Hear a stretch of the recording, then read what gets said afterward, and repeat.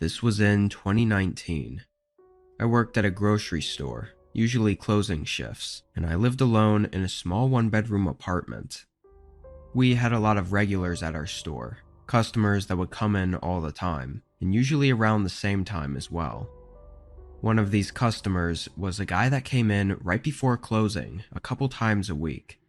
Nobody knew his name, but everybody knew of him because nobody liked customers that came in 10 minutes before the store closed.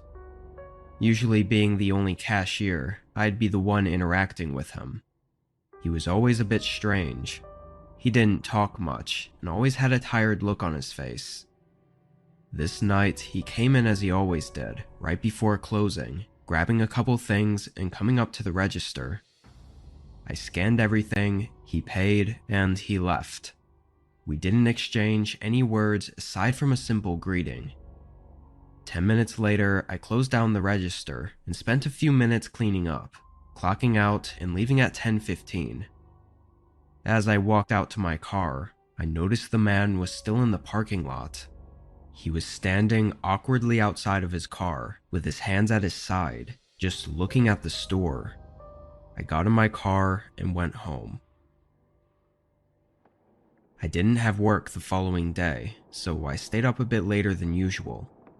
I didn't get into bed until probably 1 a.m. Only moments after getting under the covers though, a bright light glared into my bedroom through one of the windows. I thought it was a neighbor pulling in, so I didn't really care about it. After a second, the light shut off, which unconsciously confirmed to me that it was just headlights. I fell asleep only a couple minutes later. I woke up in the night to what I thought was my phone ringing. The way I woke up, half asleep and in the middle of a dream, it was hard to tell what was real and what wasn't. I rubbed my eyes and tapped my phone on the nightstand. It was blank. No messages or phone calls came in. I wasn't sure what to think. I was going to just ignore it and go back to sleep, as I wasn't even fully awake yet to begin with. But the slightest thing caught my eye as I rolled back over. The bedroom door was barely cracked open, not even enough to let any light in or anything.